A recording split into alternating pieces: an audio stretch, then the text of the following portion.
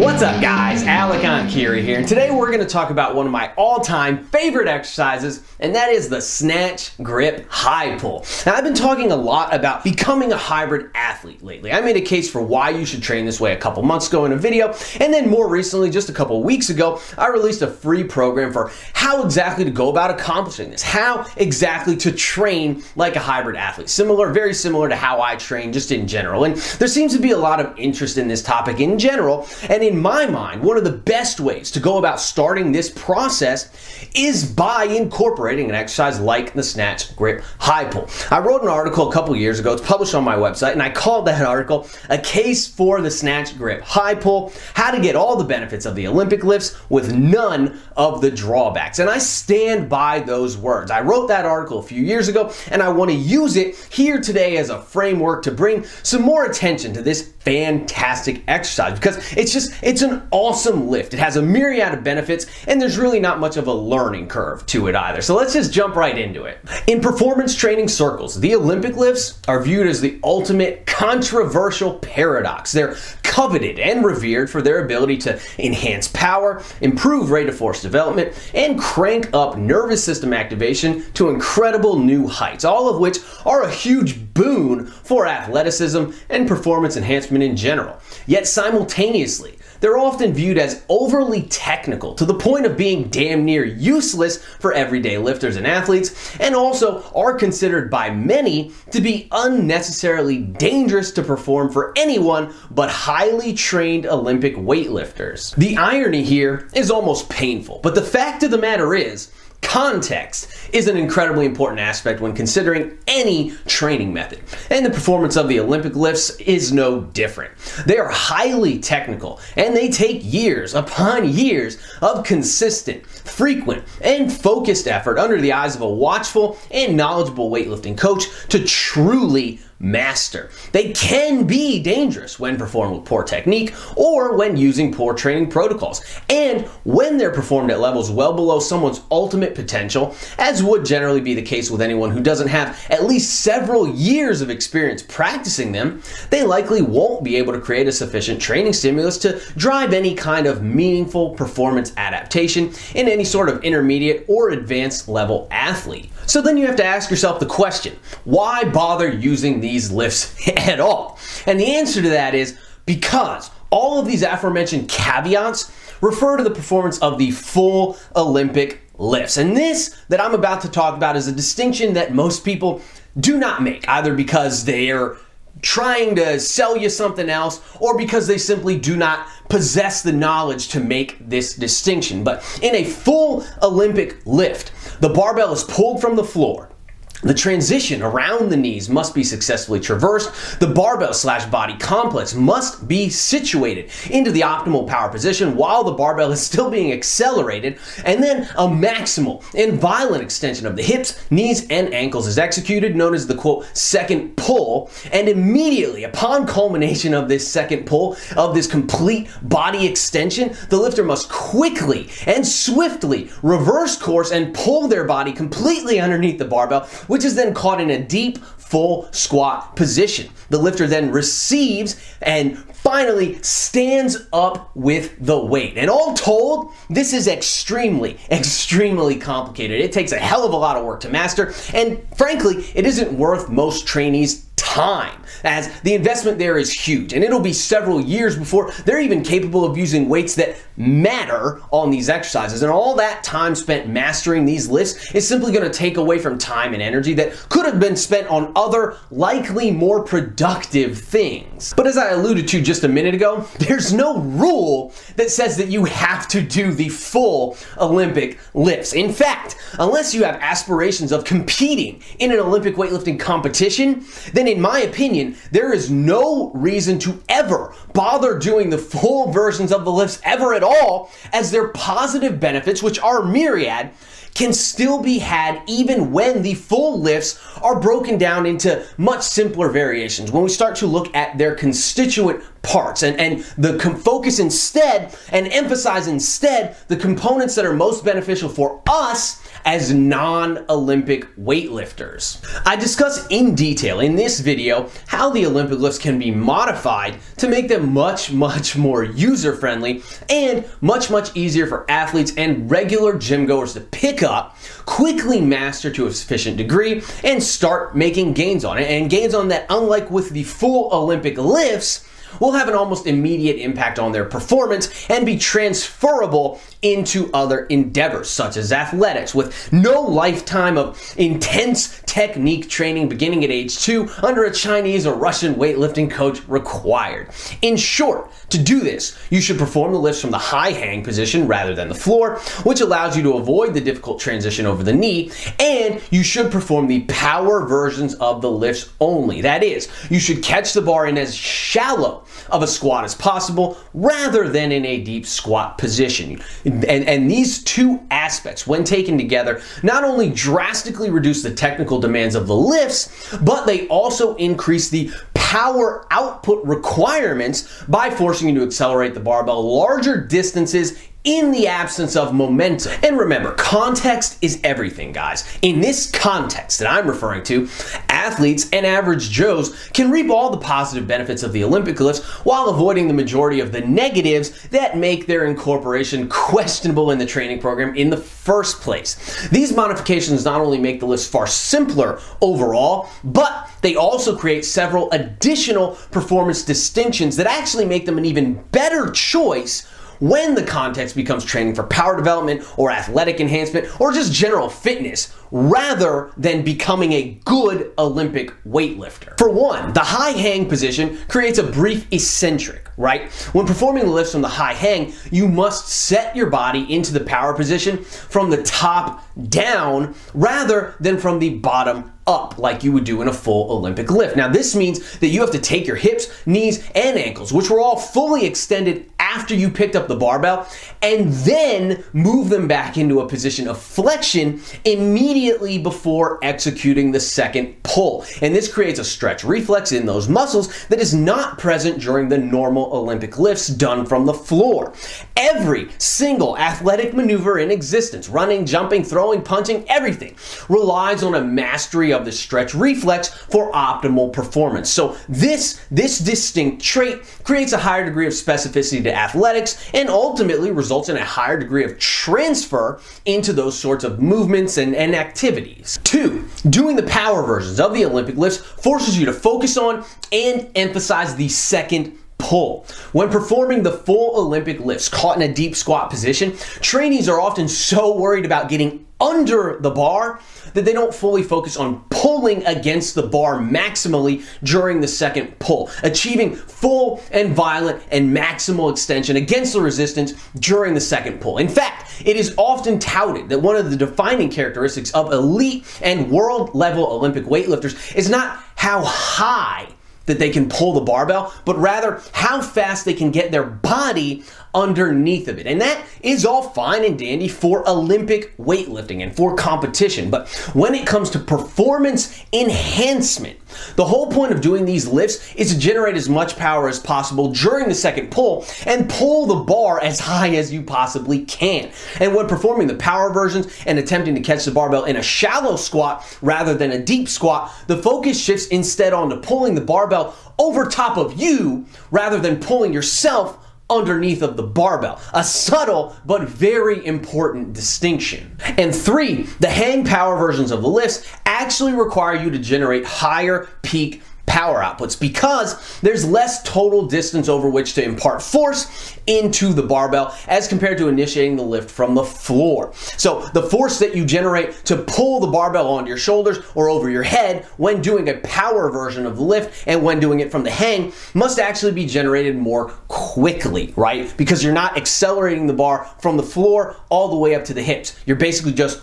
starting at the hips. And so this results in higher peak power outputs, and generating as much power as possible, as often as possible, is one of the best ways to ensure that your ability to produce power consistently increases, which makes this another boon for athleticism and for performance enhancement. So with all that stuff out of the way, I want to take things a step further today and talk about the snatch grip high pull specifically. The high pull is the modified version of the modified version of the Olympic lifts. It's as simple as it gets. All you really have to do is heave against the barbell with all of your might. And this exercise not only provides all the benefits of the modified Olympic lifts that I've already touched on, but it also brings 4 additional unique benefits that you can't get from other Olympic lift variations. Unique benefit number 1, since there's no catching the barbell either overhead or on the shoulders, the joint stress on the wrists, the elbows, and the shoulders during the high pull is kept to a minimum.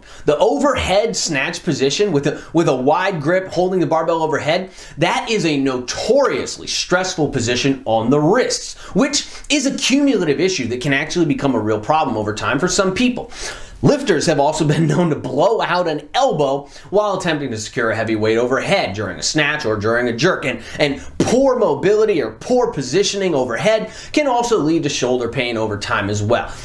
Along with that, trying to catch an errant clean, one that's out of position where the bar path was off, can actually be pretty dangerous for the elbows and dangerous for the wrists if things get wonky and you catch the bar in a weird way. As well, the barbell can actually end up bashing into and bruising the clavicles. With the high pull, however, there is no catching of the bar, so all these issues are avoided before they're ever even confronted. If the barbell gets too out of control while you're doing a high pull, then you can simply drop it with no worries about actually ending up dropping it on your head, which I've seen people do, or getting pinned underneath of it. And that's a win for both simplicity and longevity. And since you don't have to worry about actually catching the barbell in a very precise spot, the margin for error during the pull becomes a lot greater during the high pull. And rather than being forced to focus on having an absolute perfect line of pull with less margin for error, you can instead shift your focus onto developing maximal power and achieving solid and complete extension of the targeted joints, the hips, the knees, and ankles during all the second pulls that you're doing. And so the training effect is achieved, the learning curve is drastically reduced, and safety is not compromised in the process.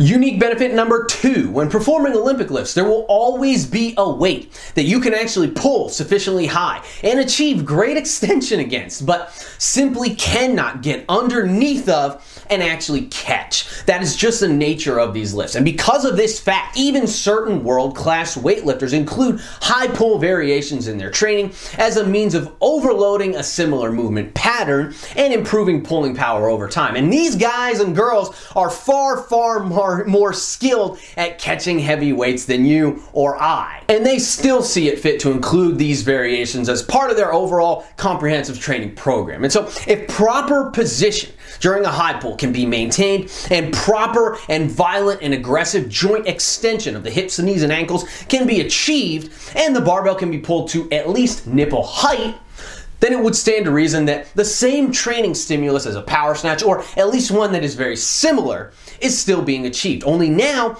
it's being achieved with potentially far more weight. Using myself as an example, my current best power snatch from the high hang is 225 pounds for one single rep. Contrast that with my snatch grip high pull done from the exact high hang position, and I've done a clean set of 5 reps with 270 pounds. I've done 300 pounds for 3 reps, and I've even done a single pulled to the nipple line with 330 pounds. I'm not an efficient or proficient weightlifter, Olympic weightlifter, by any stretch of the imagination, but it would stand to reason that repeatedly achieving strong and powerful and violent extension against 300 plus pounds is going to have a far more profound effect on my absolute strength and power development in the long run than achieving that exact same extension against 225 pounds. And so that overload effect is unique benefit number 2. And this leads me to my next point, which is unique benefit number 3, and that is about training volume.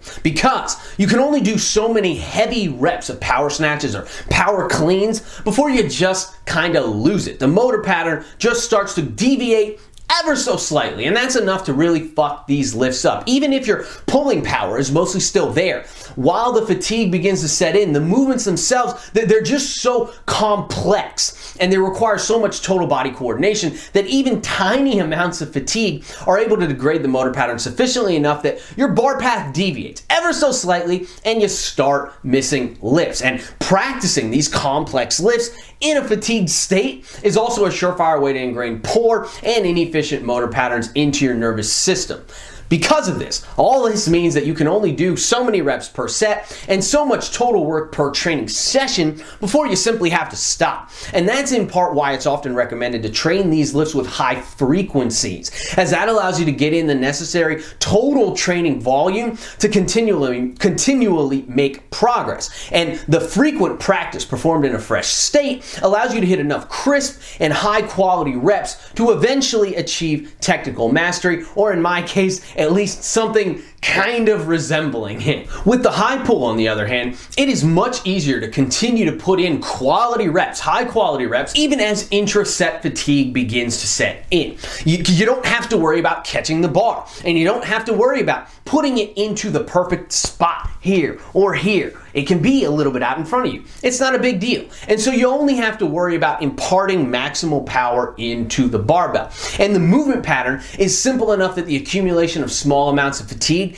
isn't really a huge deal in terms of your overall performance from rep to rep, at least not nearly to the same extent as it is with a power snatch or a power clean. Further, the action itself is similar enough to carry over into those endeavors, but dissimilar enough to not really interfere with them. Thus, instead of being relegated mostly to sets of 1 to 3 reps like you are with the regular Olympic lifts, you can instead start to incorporate sets of 5 reps or possibly even more than that with little to no loss in rep quality. This lift, simply put, just makes it a lot easier to accrue large amounts of high quality, explosive pulling volume, while at the same time actually allowing you to use far heavier weights than you'd otherwise be able to use. And so that creates a double whammy effect, which in the long run is going to create a far more potent stimulus for the body to adapt to. And that's what we're all about here in performance and hypertrophy and strength training circles, is a potent stimulus for the body to adapt to. It's not all about the technical execution of the lifts. We're just trying to take what we can get from these lifts, what we want, what is helpful for us. We're trying to extract that and use it for our own means, right? The lifts themselves are a means. They are not an end. And so over time, over the training career, this is going to lead, this double whammy effect is going to lead to much higher absolute levels of pulling strength, much greater total body explosiveness and power development, and a much more yoked upper back and traps. And finally, unique benefit number 4. With the snatch grip high pull, the entire focus of the lift is on the second pull, that explosive extension of the hips, knees, and ankles. As I noted earlier, with the full Olympic lift, half the battle, or maybe even more than that, is just getting yourself underneath the barbell, which can take away from the optimal execution of the second pull in unskilled lifters such as myself. With the modified power versions of the lifts done from the hang that I discussed earlier, we're able to remedy this issue somewhat by focusing on pulling the barbell higher instead of pulling ourselves underneath it, which shifts more of the focus onto creating an aggressive and maximal second pull and less of the focus on pulling yourself underneath the barbell. But ultimately, anytime the focus is still on actually catching the bar, you still have to get yourself underneath of it. And that always has the potential to lead to a chopped, rushed, or simply suboptimal second pull, especially the more inexperienced that you are with the lifts. With the snatch grip high pull, however, we simply remove this issue from the equation altogether. The sole focus here is on executing the second pull as aggressively and powerfully as possible and pulling the barbell as high as possible with every repetition. There's simply no other factors present to worry yourself with, and you should take advantage of this freedom by being sure to fully and aggressively extend your hips and knees on every rep and ensure maximal lower body power production on every rep, and then from there let your upper body join the party. Engage engage the upper back, engage the arms, and just pull the damn thing as high as you possibly can and keep pulling it up until gravity won't let you anymore. And this freedom to focus on nothing but the execution of a monster second pull, which is inarguably the most important and beneficial component of the Olympic lifts for non-Olympic weightlifters, is unique benefit number 4 of the exercise. And the only other real consideration here becomes the height of the pulls themselves. As I mentioned earlier, you want to shoot for the nipple line. Not much lower than that, or it means you probably aren't generating enough force, enough aggressive and powerful force against the bar, right? It's simply too heavy for you. There's too much resistance there. I've tried that myself. I've felt it myself, and you will know what it's like when you get to that point, because you can kind of feel that you aren't really extending with power anymore. That's kind of like trying to throw a cinder block the way that you would throw a football. It just doesn't really work. It doesn't really accomplish anything. And then conversely, you don't really want to pull the bar much higher than that, like up to your freaking chin or your nose, because otherwise, if you don't have enough weight on it, the bar is just going to kind of float up aimlessly. It's a little bit too light for you. And that, on the other hand, is like trying to throw a wiffle ball as hard as possible, which again, just doesn't really accomplish anything. And in either case here, power development would simply be stifled. But if you can find the sweet spot in terms of pull height and you hold yourself accountable to it while being sure to always focus on maximal power and maximal aggression with every single rep that you do, that's a concept that I talk about all the time, intent. And I think I'm going to make a video talking about that. But I think if you can focus on that maximal intent here, and you find the sweet spot with the weights, with the loading, you're gonna be very pleased with the results that you get from this exercise, both in terms of its transferring to movement-based activities, as well as its ability to pack solid, functional muscle onto the legs, hips, and upper back. Now, before I close, I wanna say, obviously, there are still benefits here to performing both the variations of Olympic lifts that I've discussed here in this video concurrently. That is, when it comes to overall performance enhancement, there is still something to be said for practicing actually catching the weight, either overhead or on the shoulders. And that benefit, namely, is learning how to efficiently and seamlessly absorb large opposing forces. In terms of training for performance and athleticism, I think that the absolute best long-term results here are going to be achieved when you pick a modified Olympic lift variation that you enjoy. In my case, that's the power snatch, done from the high hang, and then you pair that variation with the snatch grip high pull, which again, I prefer to do that one as well from the high hang. And then if you put in your hours of brutal work on both of those exercises, and you put all the effort into improving both those exercises as much as possible, that is where the best results are going to be achieved. However, if you could only pick one, if you're short on time or you're short on energy or you simply don't give a damn about putting in the extra effort that goes into actually figuring out how to catch the barbell, then your best bet, in my opinion, is to just get comfortable with the snatch grip high pull and go to town, man. Like I said, it's pretty damn easy. Most people overcomplicate it. There are only a few technical points that need to be considered and kept in mind and kept consistent when you perform that exercise. And so if you're consistent with the exercise and you're diligent with the exercise, then you will reap all the benefits, all the performance enhancing and athletic enhancing and muscle building benefits that the Olympic lifts have to offer, along with all the unique benefits that I mentioned above. And you'll get all that with minimal time commitment required to learn the lift or properly maintain the technique. Thus, instead of being overly bogged down with technical details, you can focus on the one thing that truly matters when it comes to weight training: getting results. Anyway, that is all I got for today, guys. Please be sure to smash the like button before you go. Leave me some love in the comments, subscribe to my channel, share the video, all that jazz. And if you're interested in online coaching or training programs, be sure to check out my website, www.enkirielitefitness.com, for more details. Keep training hard, and I will catch you guys next time.